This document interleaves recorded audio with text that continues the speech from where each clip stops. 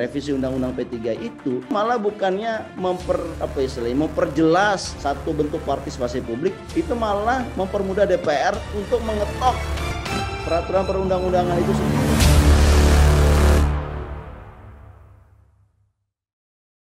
Dan sebelum kita lanjut, jangan lupa pemirsa untuk like, komen, dan subscribe Ahmad Nur Hidayat Channel, dan selalu pantengin segmen Jangan Salah Arah. Oke, berikutnya adalah topik yang mungkin ini hangat banget ya. Ini mengenai revisi Undang-Undang P3 ya. Revisi kilat. Rancangan Undang-Undang P3. Oligarki bermain. Nah, ini mungkin sebagian orang ini terkejut tanpa tedeng aling-aling, tahu-tahu sudah syah gitu ya. Nah, publik banyak yang merasakan seperti itu, dan diantaranya adalah kalangan akademisi. Nah, ini undang-undang ini adalah terkait dengan omnibus law ya. Nah, ini masih menimbulkan banyak polemik ya, dan kaum buruh juga masih mempermasalahkan ini, sehingga ada rencana untuk demo buruh ya. Berarti ini intinya belum tuntas nih permasalahannya. Ini sebetulnya gimana Bang? Bisa disampaikan apa yang terjadi gitu. Dan ini kenapa bisa sampai banyak kalangan tidak mengetahui apakah ini sudah sesuai prosedur atau belum? Nah, silakan Bang. Ya, saya kira kalau konten dari RUU ini nanti bisa dibacakan nanti ya, apa saja yang direvisi oleh DPR ya. Kita mencatat 19 poin ya yang direvisi. Tapi secara umum begini, kenapa revisi Undang-Undang P3 ini dilakukan? Ini kan karena kita harus ingat dulu, ini karena keputusan MK yang membatalkan Omnibus Ciptaker, ya kan? Omnibus Law ini diminta untuk kalau 2 tahun tidak ada perbaikan, ini batal secara hukum. Kenapa? Karena dasar hukumnya Omnibus Law ini tidak ada di dalam Undang-Undang P3 ini, ya. Perancangan penyusunan perundang-undangan ini tidak ada dikenal metode Omnibus Law. Nah, oleh karena itulah MK dalam salah satu keputusannya mengatakan bahwa DPR harus harus memasukkan metode Omnibus Law ini sebagai satu metode yang diakui dalam perancangan perundang-undangan yang ada di Republik kita, ya kan? Nah, harusnya kemudian itu dimasukkan gitu. Nah, tetapi kan harusnya perdebatan tentang revisi undang-undang ini kan harusnya menjadi ranah publik ya. Tapi kan yang kita lihat proses pembahasan di Bacaleknya adalah 10 hari gitu loh. Nah, ini lagi-lagi DPR ini membuat atau merevisi satu perundang-undangan itu tanpa menggunakan partisipasi, tanpa melibatkan partisipasi publik yang luas terkait mengenai metode ini. Dan saya kira ya revisi ini hanya dagelan. Karena apa? Karena isinya itu adalah memudahkan DPR dalam memuluskan satu rancangan produk undang-undang. Apa contohnya? Misalkan disebutkan bahwa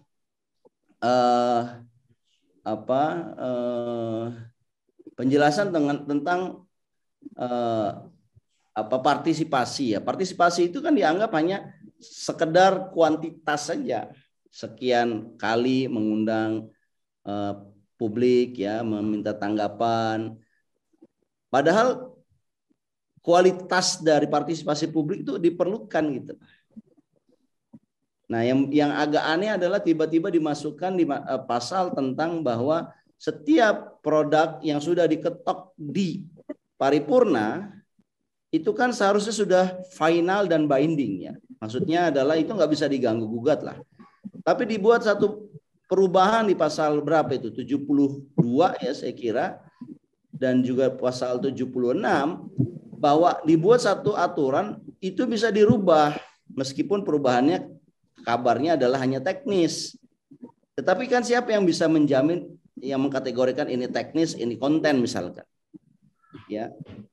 Perubahan pasal 72 itu bahwa satu undang-undang, produk undang-undang itu masih bisa direvisi meskipun dia sudah diketok di paripurna. Menurut saya ini rawan penyusupan dan pembajakan undang-undang itu. Jadi bisa jadi nanti ada satu pasal atau ada klausul yang tidak dibahas dalam rapat panja ataupun rapat paripurna, tetapi masuk sebagai produk dari undang-undang. Kan itu namanya menyalahi demokrasi. Demokrasinya itu tidak tercapai, prosedur demokrasinya gitu, karena ada pembajak di situ.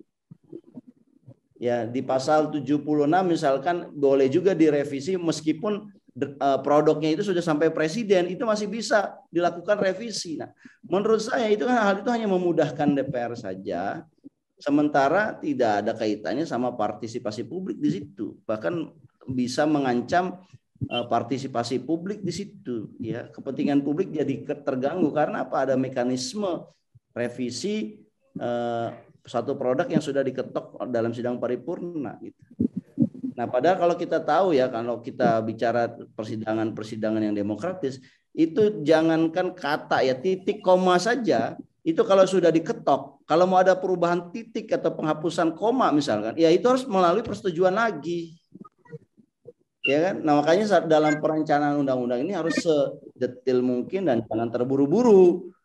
Sedetail mungkin dibaca lagi, dilihat lagi, sehingga ketika misalkan mendapatkan persetujuan final dari sidang paripurna misalkan, ya itu sudah selesai gitu. Nah, ini kan dagelan aja yang merubah yang begini-begini. Begitu, Bro. Ya, ini Bang, yang menarik itu kita melihat bahwa setiap sidang itu kan selalu fraksi ini menolak, fraksi partai A menolak, fraksi partai B, C, D menyetujui. Artinya itu masing-masing itu kan pasti sekelompok orang. Nah, sementara rakyat pemilih itu mereka kan secara individu gitulah. Artinya individu itu harus punya sikap gitu. Dan mungkin saja akan satu fraksi akan berbeda pemikiran begitu. Nah, ini kalau misalkan seperti itu ya kita ngapain milih individu gitu dalam pemilu gitu kan Bang. Artinya individu yang ada di DPR ini harusnya mewakili rakyatnya, bukan partai. Artinya tidak perlu, kalau gitu caranya tidak perlu satu partai mendapatkan banyak kursi, masing-masing wakili aja satu kursi kalau memang untuk mewakili partai. Nah, jadi ini gimana Bang menurut Bang Matnur? Ya, saya kira ya memang dalam situasi yang demokratis ya, itu kan yang menjadi supreme power itu kan rakyat ya. Maka memang harusnya dikembalikan kepada rakyat ya. Bukan pendapatnya wakil rakyat itu diwakilkan oleh pendapatnya dia sendiri ataupun pendapat partainya gitu. Ya.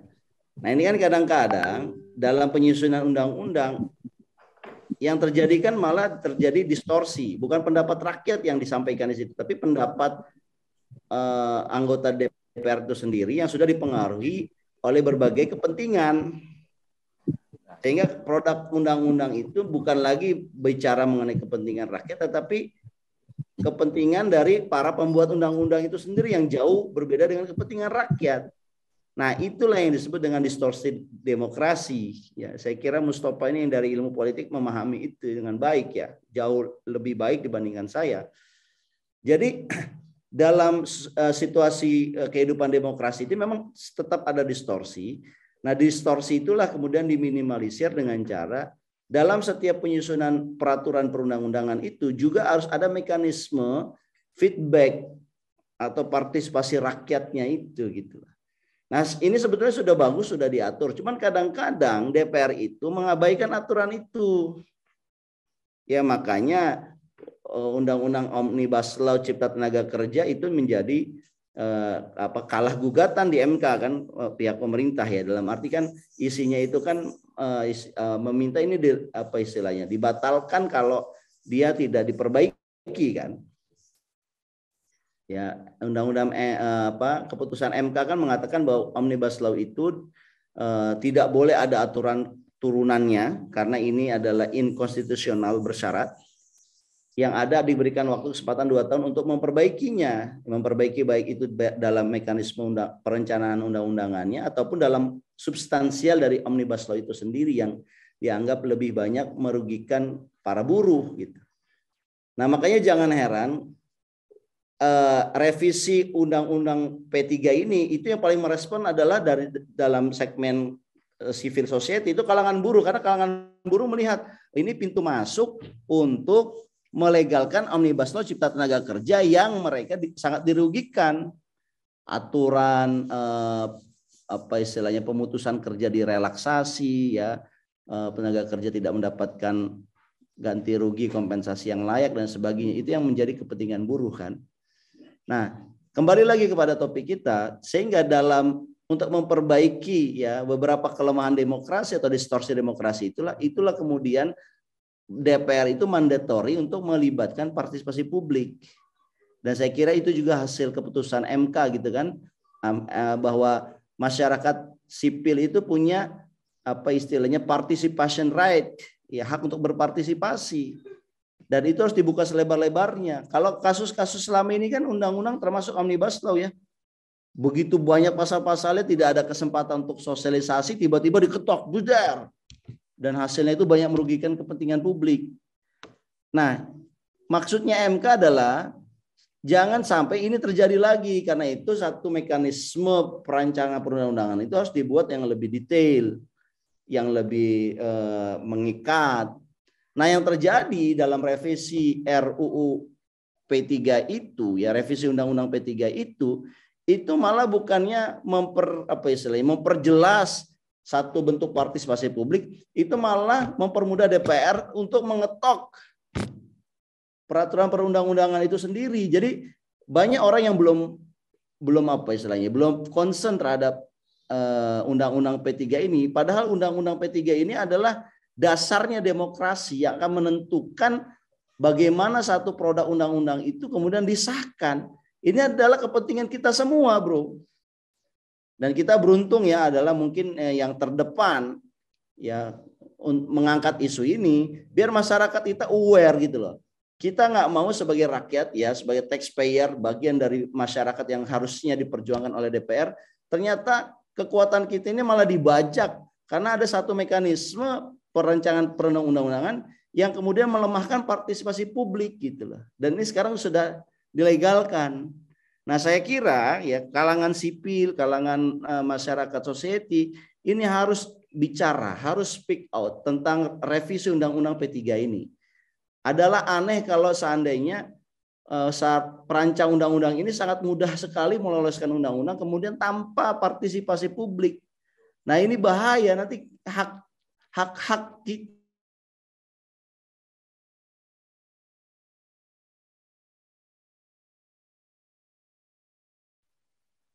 suaranya hilang, terputus ya.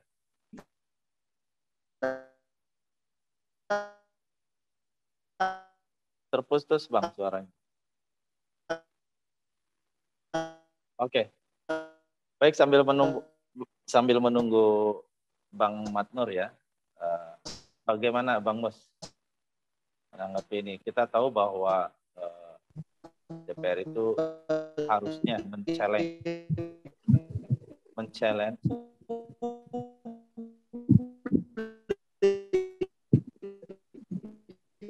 jaringannya ya ada gangguan dari Matnur. Ya kalau halo, terdengar suara saya? ya ada Bang. Ya, artinya ini kan ada masalah antara daulat partai ya versus daulat rakyat sebetulnya. kan sebetulnya kan di negara demokrasi ini yang berdaulat rakyat ya. Artinya kepentingan rakyat itu berdaulat gitu. Jauh di atas semuanya. Tapi kemudian yang terjadi kan justru yang harusnya partai itu mewakili suara rakyat, tapi ketika sudah ada di parlemen, justru mereka lebih sibuk untuk memikirkan kepentingannya sendiri, daulat partainya gitu loh. Lebih repot lagi ketika daulat partai ini dibajak lagi oleh kepentingan segelintir oligarki. Nah iya, jadinya kepentingan masyarakat ini semakin terabaikan. Gitu. Dan ini kan bisa dibuktikan, terbukti ya di Indonesia banyak undang-undang yang dibuat ternyata malah ditolak gitu loh. Maksudnya dilakukan judicial review kan ke Mahkamah Konstitusi. Ini kan menandakan ada satu sistem demokrasi yang tidak berjalan gitu. Artinya suara yang disampaikan di parlemen itu tidak sejalan dengan apa yang dikehendaki oleh masyarakat. Itu sih kalau pandangan. Ya, yang saya pahami artinya begini, dalam pengesahan undang-undang apapun artinya dilempar dulu ke masyarakat, artinya apa maunya masyarakat ya. Betul. Artinya di-challenge dulu, bahwa diuji dulu bahwa konten dari undang-undang itu apakah masyarakat setuju dan memang mencerminkan aspirasi mereka, keinginan mereka atau tidak.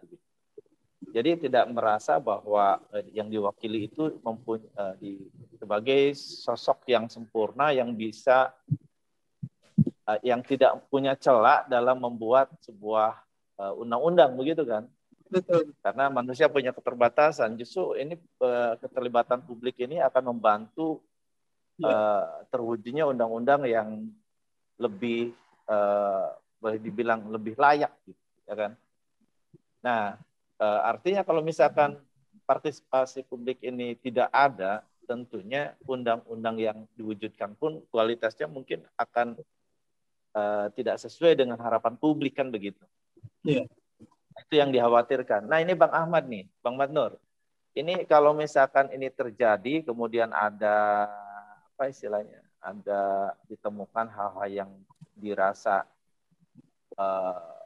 itu berbahaya ke depannya, itu apakah apa istilahnya rakyat bisa apa istilahnya bertanding lagi di MK ya untuk menggugat lagi begitu, dan apakah istilahnya akan terjadi lagi semacam petisi begitu, karena kanal-kanal di DPR sudah tidak lagi dianggap sebagai kanal yang bisa mewakili aspirasi rakyat. Ada nggak kemungkinan seperti itu, Bang? Gimana menurut Bang Madnur? Sudah terhubung ya, Bang Matur ya? Sudah bisa?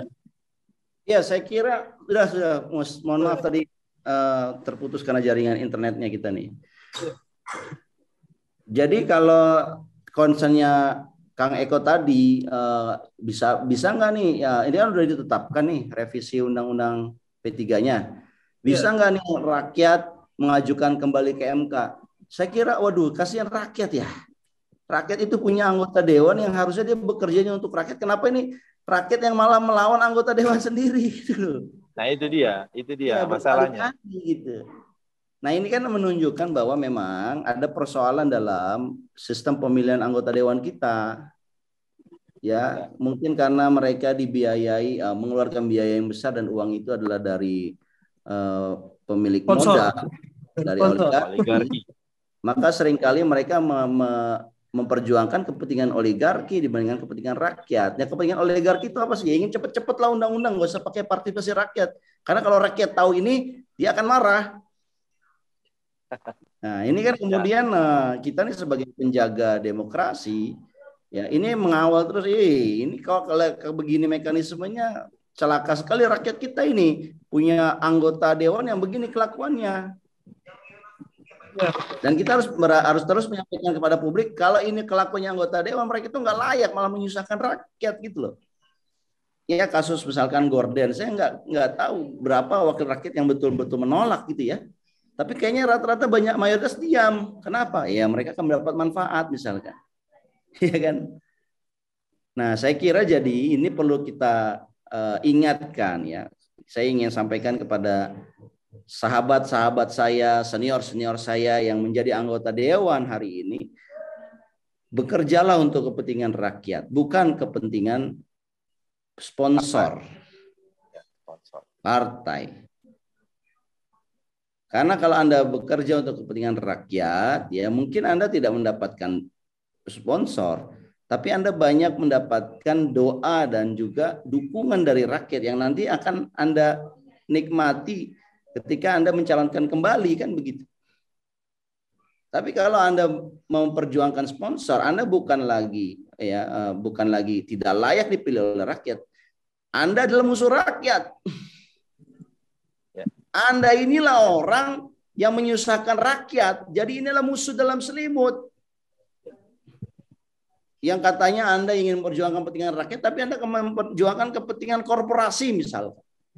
Dan korporasi itu berpotensi merugikan rakyat banyak misalnya.